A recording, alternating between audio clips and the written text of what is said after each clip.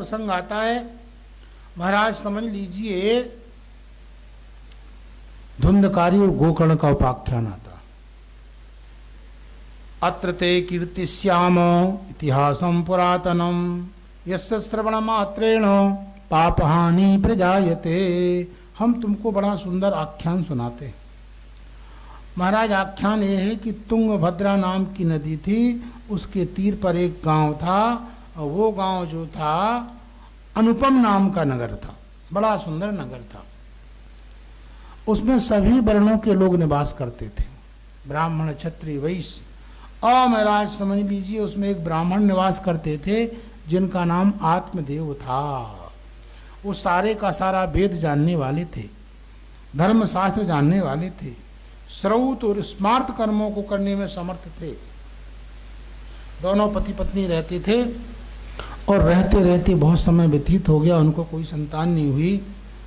सिर के बाल पकने लगे तो उनको बड़ी चिंता हो गई, और चिंता हुई तो उन्होंने सोचा क्या किया जाए। कहा देखो संतान ना होना भी पाप का फल होता है, तो कोई ना कोई हमने पाप किया होगा इसलिए संतान सुख हमको नहीं मिल रहा है। तो उन्होंने बाद में दान पुण्य करना प्रारंभ कर दिया। पश्चात धर्मा समारब्धास ताभ्याम संतान हेतवे। संतान की प्राप्ति के लिए ओ महाराज उन्होंने बहुत सारा धन खर्च किया। बड़ा धन खर्च करने के बाद भी उनको संतान नहीं हुई। ताभ्याम नीतम तथा पिचा। धन को धर्म के मार्ग में लगा दिया। न पुत्रो ना पुत्री, न पुत्र हुआ न पुत्री हुई, कुछ नहीं हुआ। तो बड़ी चिंता हो गई। एक दिन महाराज ने उठाया अपना सामान और मरने के लिए जंगल में चले गए। बड़े दुखी थे, एक सरोवर के पास गए, पानी पीकर बैठ गए। उसी समय कोई साधु आया। साधु ने देखा कि ब्राह्मण बड़ा दुखी है, इसके मन में बड़ी गिलानी, क्या बात है, पूछना तो चाहिए। रो रहा है तो उन्होंने पूछा कि कथम रोदसी विप्रो। अरे ब्राह्मण तुम क्यों रो रहे, तुम्हारे रोने का क्या कारण है। काते चिंता बली ऐसी, तुमको ऐसी कौन सी चिंता है। बद त्वम सत्वरम मह्यम स्वस्य दुखस्य कारणम। तुम अपने दुख का कारण बताओ। तो ब्राह्मण ने कहा महाराज मैं अपने दुख का कारण क्या बताऊं। किम ब्रवीमिर से दुखम पूर्व पापे न संचितम मदीया पूर्वजास्तोयम कबोष्णामुपभुज्यते। कहा महाराज हम अपने दुख का कारण क्या बताएं। जब हम हाथ में जल लेते हैं, पितरों को तर्पण करने के लिए जल देते हैं, तो हाथ में अंजलि का जल गर्म हो जाता है। वो इसलिए गर्म हो जाता है कि हमारे पितर जब जल ग्रहण करते हैं तो लंबी सांस लेते हैं, ऊर्ध्व श्वास से। वो ऊर्ध्व श्वास इसलिए लेते हैं कि देखो ये अंतिम व्यक्ति है जो हमको जल और तर्पण दे रहा है, श्राद्ध कर रहा है। इसके मरने के बाद कोई इसके वंश में नहीं है जो हमको तर्पण कर सके। तो हम सारे के सारे पितरों का पतन कहाँ हो जाएगा, नरक में, क्योंकि जल देने वाला कोई नहीं रहेगा। जैसे बाल्टी कुएं में गिर जाती है सांकल के सहित, रस्सी के सहित, वैसे ही हमारा सब पतन हो जाएगा, हम सब लोग नरक में चले जाएंगे। तो बड़ी लंबी सांस लेते हैं, दुखी होकर के जल लेते हैं। तो महाराज मेरे दुख का यही कारण है। मैं इतना पापी हूँ कि मैं कोई फल ब्राह्मणों को खाने के लिए देता हूँ तो ब्राह्मण लोग नहीं खाते, कहते इस पापी का नहीं खाएंगे। और महाराज समझ लीजिए मैं कोई गाय पाल लेता हूँ घर में, तो मेरे घर में गाय आके बंध्या हो जाती, फिर बच्चा नहीं देती। महाराज मैं कोई वृक्ष लगाता हूँ घर में, तो उसका वैशिष्ट्य ये है कि वो वृक्ष अपने आप फल नहीं देता, बांझ हो जाता, उसमें भी बंधत्व आ जाता। देखो कैसा दुख है। और महाराज यदि हम कोई फल लाते हैं बाजार से खरीद करके और घर में ला के रखते हैं तो वो फल भी अपने आप सड़ जाता है। हो मैं समझता हूँ कि संसार में सबसे बड़ा दुख जो होता है ये पुत्र के ना होने का दुख होता। धिक जीवतम प्रजाहीनम धिग्रहम चा प्रजाम बिना धिक धनम चानपत्यस्य धिक कुलम संततिम बिना। कहा उस व्यक्ति का जीना व्यर्थ है जिसके यहाँ संतान नहीं है। छोटे छोटे बच्चों की किलकारी जिस घर में नहीं आती है उस घर की शोभा नहीं होती। घर की शोभा क्या है? छोटे छोटे बच्चे जब आंगन में प्रांगण में खेलते हैं तभी सुख मिलता है। और महाराज समझ लीजिए वह घर व्यर्थ है, वह व्यक्ति भी व्यर्थ है और वो धन भी बेकार है जिस धन को कोई खाने वाला ना हो। धिक धनम चानपत्यस्य। और महाराज वो कुल भी बेकार है जिस कुल को आगे बढ़ाने वाला कोई योग्य व्यक्ति ना हो। घर का रत्न तो पुत्र है। गृहे रत्नम पुत्रम भुवन तल रत्नम शिवरति। घर का रत्न क्या है? पुत्र। और भुवन का रत्न क्या है? संसार में आप आए हैं। मनुष्य शरीर की शोभा क्या है? कहा मनुष्य शरीर की शोभा है भगवान से प्रेम होना, शिवरति, शंकर जी से प्रेम होना, विष्णु भगवान से प्रेम होना। यदि भगवान से प्रेम नहीं है तो आपका शरीर बेकार है, जीवन बेकार है। और महाराज घर में कोई पुत्र नहीं है तो आपका घर बेकार। तो महाराज ये समझ लीजिए मैं भाग्यहीन हूं। मैं ये मानता हूं कि अनपत्य को जिसके यहाँ संतान नहीं होती है उसको उसका जीना बेकार है, व्यर्थ है। तो महात्मा ने कहा कि तुम मत रो, मैं तुम्हारे भाग्य को देख लेता हूं। और भाग्य देख करके उन्होंने कहा कि ब्राह्मण देवता तुम जो संतान की रट लगा करके बैठे हो इस रट को छोड़ दो। मुंचा ज्ञानम प्रजारूपम बलिष्ठा कर्मणो गति विवेकम तु समासाद्य त्यज संसार वासनाम। तो संतान की जो तुम्हारी इच्छा है कि पुत्र हो उसको छोड़ो।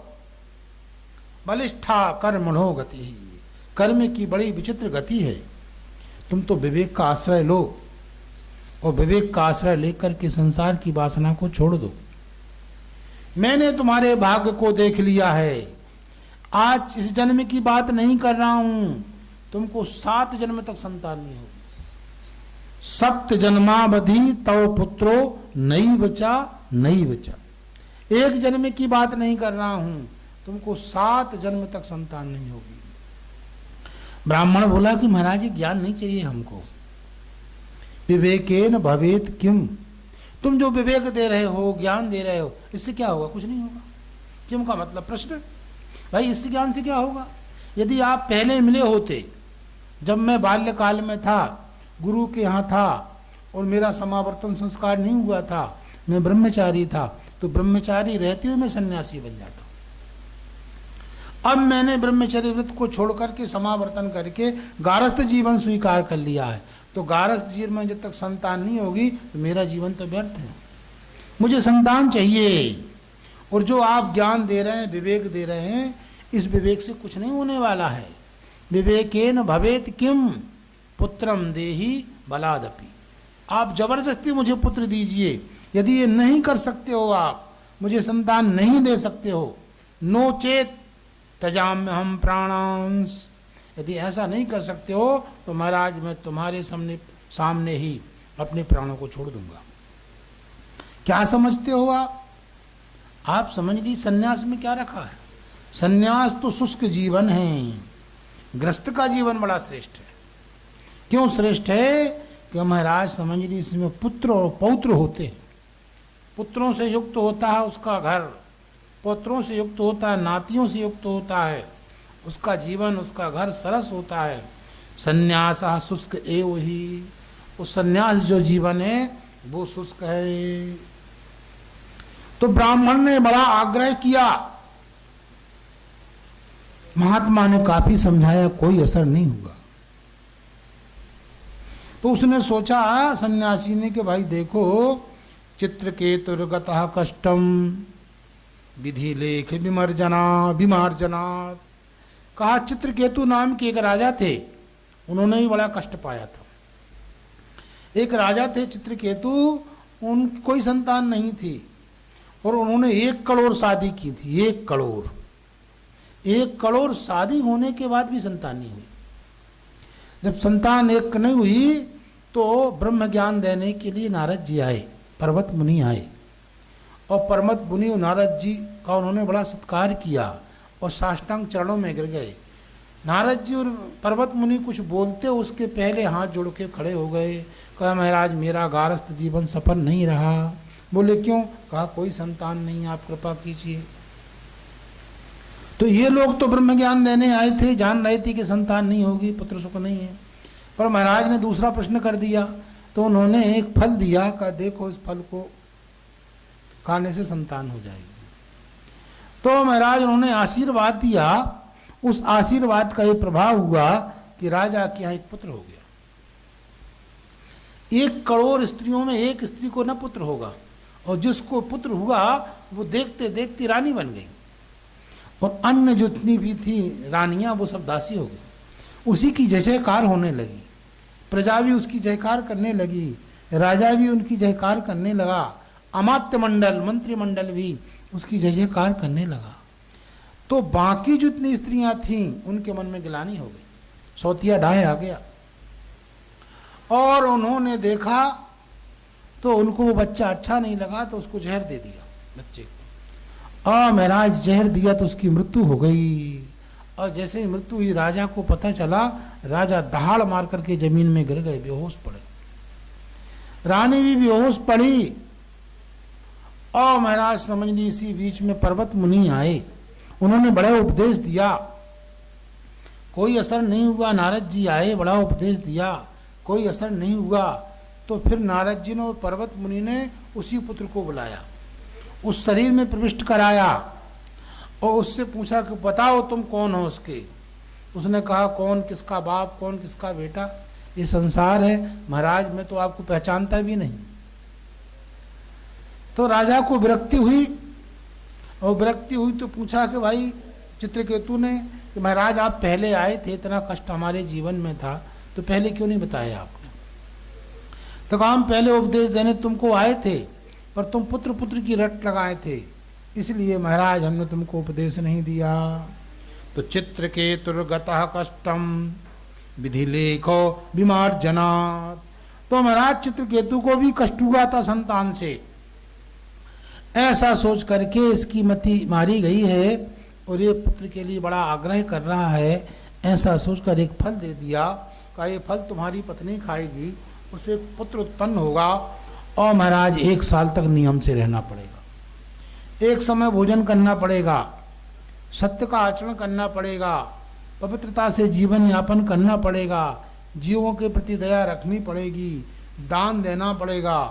तो ऐसे नियमों का यदि 1 वर्ष तक तुम्हारी पत्नी पालन करेगी तो बड़ा सुंदर पुत्र उत्पन्न होगा। महाराज बड़े प्रसन्न हुए, हाथ में फलिया लेकर आ गए, अपनी पत्नी को दिया। पत्नी बड़ी कुटला थी, सखियों के सामने रोने लगी कि महारानी हमें फल नहीं खाएंगे। अहो चिंता ममोत्पन्ना फलम चाहम न भक्षये। हम फल नहीं खाएंगे। क्यों? कहा फल खाएंगे तो गर्भ रह जाएगा, गर्भ रह जाएगा तो पेट बढ़ जाएगा, पेट बढ़ जाएगा तो भोजन कम होगा, भोजन कम होगा तो शक्ति कम हो जाएगी, और शक्ति कम हो जाएगी। इसी बीच में गांव में चोर आएंगे, तो चोरों के आने मात्र से सब लोग भाग जाएंगे, मैं फंस जाऊंगी, मारी जाऊंगी, इसलिए फल नहीं खाऊंगी। कहा मैं फल खाऊंगी, फल खाने से क्या है, पेट बढ़ जाएगा, गर्भ रह जाएगा, पेट बढ़ जाएगा, और पेट बढ़ गया तो महाराज समझ लीजिए मैं भोजन कम करूंगी, मेरी ताकत कम हो जाएगी, मेरी ताकत कम हो जाएगी तो घर का काम कौन करेगा?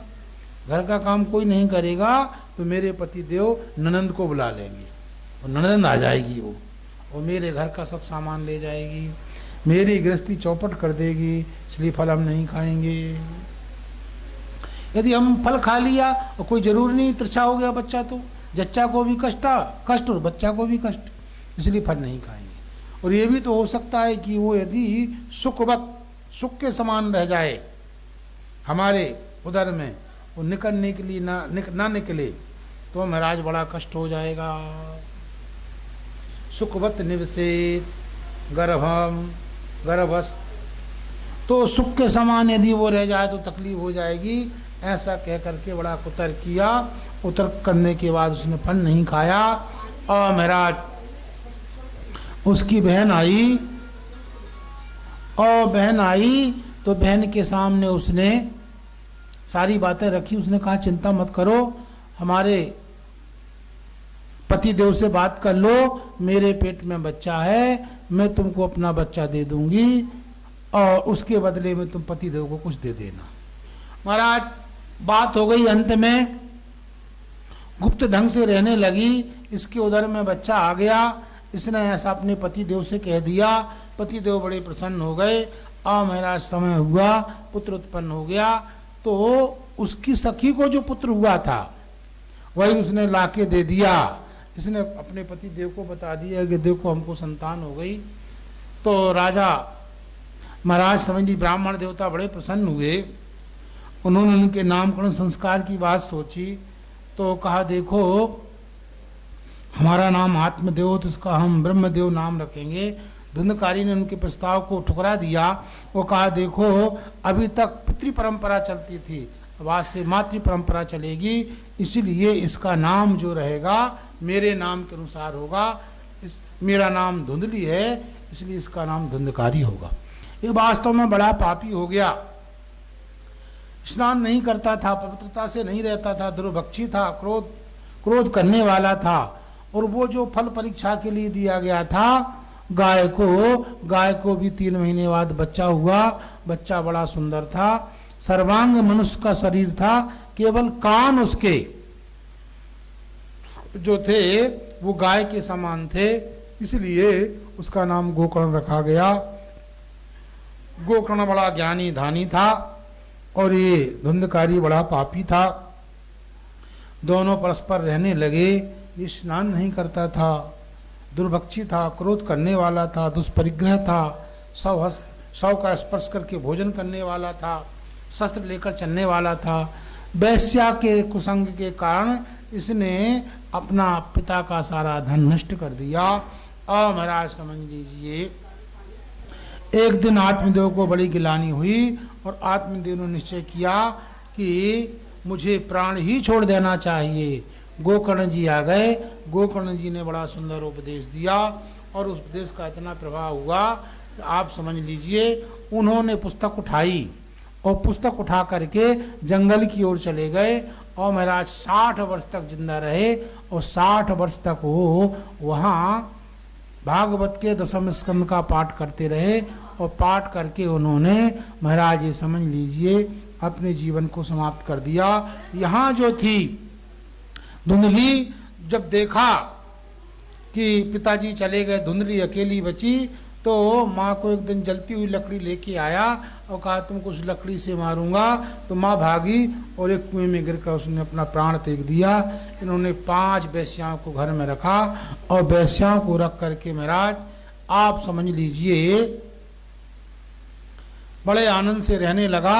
एक दिन वेश्याओं ने प्रस्ताव रखा कि महाराज ऐसा है कि हमको बहुत आभूषण चाहिए, आप आभूषण लेके आइए। तो वो धन कमाने के लिए, चोरी करने के लिए निकला। धन कमा के लाया। वेश्याओं ने देखा ओहो इतना सारा धन कमा के लाया है, निश्चित ही राज खजाने में चोरी की होगी, तो ये पकड़ा जाएगा और हम भी पकड़े जाएंगे। तो उन्होंने सारा का सारा धन लिया और रात में मारने का प्लान कर लिया।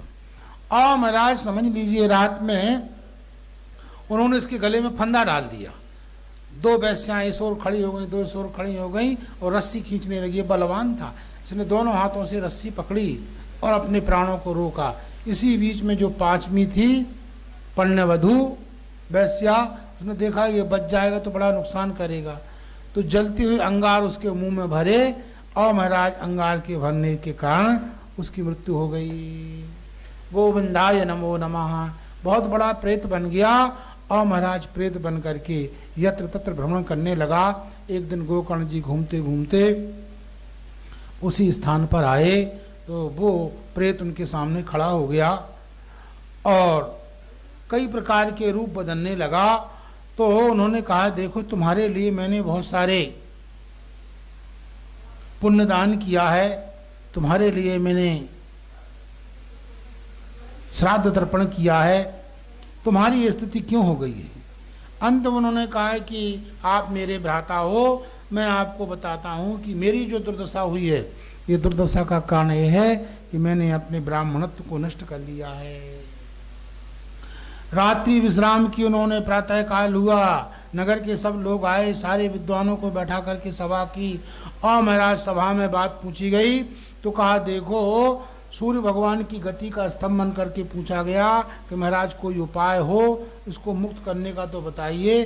भगवान सूर्य ने स्पष्ट शब्दों में कहा कि यदि 7 दिन की भागवत का पाठ किया जाएगा तो सप्ताह भागवत के श्रवण करने से इसकी मुक्ति प्राप्त हो जाएगी। 7 दिन की भागवत का आयोजन किया गया और महाराज अब धुंधकारी को बैठने के लिए कोई आसन नहीं थी, एक सूखा बांस था, उस बांस में की गांठ में बैठ गया।